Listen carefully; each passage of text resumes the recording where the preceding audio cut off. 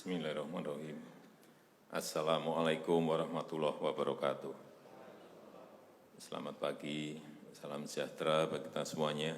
Om Swastiastu, Namo Buddhaya, salam kebajikan. Yang saya hormati Bapak Wakil Presiden, para Menko, para Menteri, yang saya hormati seluruh ketua dan pimpinan lembaga yang hadir, yang tidak bisa saya sebut satu persatu. Bapak Ibu sekalian yang saya hormati,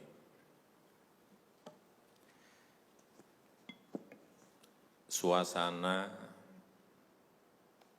dalam 3 bulan ke belakang ini dan ke depan, mestinya yang ada adalah suasana krisis.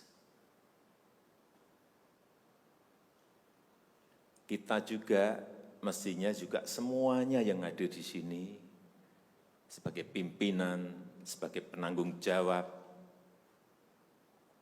kita yang berada di sini ini bertanggung jawab kepada 260 juta penduduk Indonesia. Ini tolong digarisbawahi. Dan perasaan itu tolong sama, kita sama. Ada sense of crisis yang sama. Hati-hati, OECD terakhir sehari 2 hari yang lalu menyampaikan bahwa growth, pertumbuhan ekonomi dunia terkontraksi 6, bisa sampai ke 7,6%, 6 sampai 7,6% minusnya.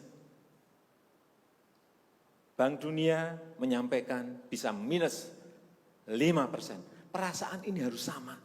Kita harus ngerti ini. Jangan biasa-biasa saja. Jangan linier. Jangan menganggap ini normal. Bahaya sekali kita. Saya melihat masih banyak kita yang menganggap ini normal. Nah, kalau saya lihat Bapak, Ibu, dan saudara-saudara masih ada yang melihat ini sebagai sebuah masih normal, berbahaya sekali. Kerja masih biasa-biasa saja. Ini kerjanya memang harus ekstra luar biasa, extraordinary. Perasaan ini tolong sama. Kita harus sama perasaannya, kalau ada yang berbeda satu saja sudah berbahaya. Jadi, tindakan-tindakan kita, keputusan-keputusan kita, kebijakan-kebijakan kita, suasana adalah harus suasana krisis. Jangan kebijakan yang biasa-biasa saja, menganggap ini sebuah kenormalan. Apa-apaan ini? Mestinya suasana itu ada semuanya. Jangan memakai hal-hal yang standar pada suasana krisis. Manajemen krisis sudah berbeda semuanya mestinya. Kalau perlu kebijakan perpu, ya perpu saya keluarkan. Kalau perlu perpres saya keluarkan. Kalau saudara-saudara punya peraturan menteri keuangan, keluarkan untuk menangani negara, tanggung jawab kita kepada 267 juta rakyat kita.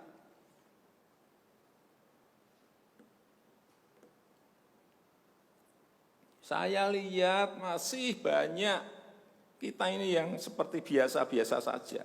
Saya jengkelnya di situ. Ini apa enggak punya perasaan?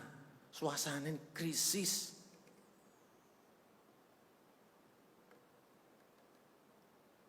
Yang kedua, saya peringatkan belanja-belanja di kementerian. Saya lihat laporan masih biasa-biasa saja. Segera keluarkan belanja itu secepat-cepatnya karena uang beredar akan semakin banyak. Konsumsi masyarakat nanti akan naik. Jadi belanja-belanja kementerian tolong dipercepat.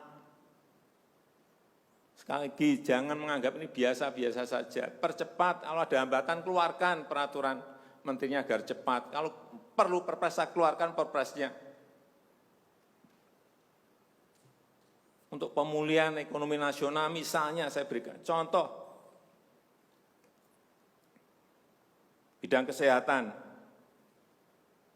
Itu dianggarkan 75 triliun 75 triliun. Baru keluar 1,53% coba. Uang beredar di masyarakat kerem ke situ semua. Segera itu dikeluarkan dengan penggunaan yang tepat sasaran, sehingga men-trigger ekonomi. Pembayaran tunjangan untuk dokter spesialis, untuk tenaga medis segera keluarkan. Belanja-belanja untuk peralatan segera keluarkan. Ini sudah disediakan 70-an triliun seperti itu. Bansos yang ditunggu masyarakat, segera keluarkan. Kalau ada masalah, lakukan tindakan-tindakan lapangan. Meskipun sudah lumayan, tapi baru lumayan. Ini extraordinary. Harusnya 100%. Di bidang ekonomi juga sama. Segera stimulus ekonomi bisa masuk ke usaha kecil, usaha mikro. Mereka nunggu semuanya. Jangan biarkan mereka mati dulu baru kita bantu, nggak ada artinya.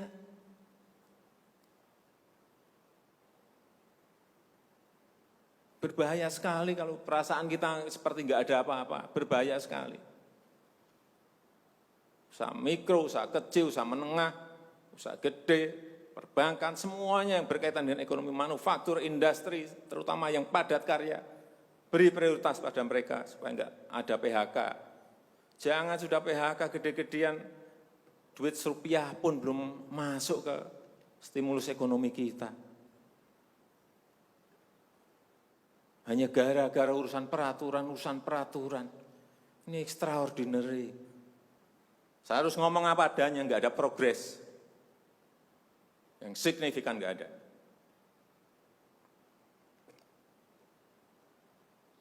Kalau mau minta perpu lagi, saya buatin perpu.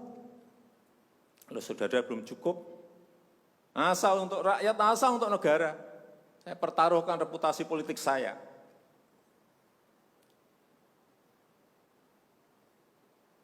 Sekali lagi tolong ini betul-betul dirasakan kita semuanya. Jangan sampai ada hal yang justru mengganggu. Sekali lagi, langkah-langkah extraordinary ini betul-betul harus kita lakukan. Dan saya membuka yang namanya langkah, entah langkah-langkah politik, entah langkah-langkah kepemerintahan akan saya buka. Langkah apapun yang extraordinary akan saya lakukan. Untuk 267 juta rakyat kita, untuk negara. Bisa aja membubarkan lembaga, bisa aja reshuffle, udah kepikiran kemana-mana saya. Entah buat perpu yang lebih penting lagi, kalau memang diperlukan, karena memang suasana ini harus ada. Kalau suasana ini tidak, Bapak Ibu tidak merasakan itu, sudah.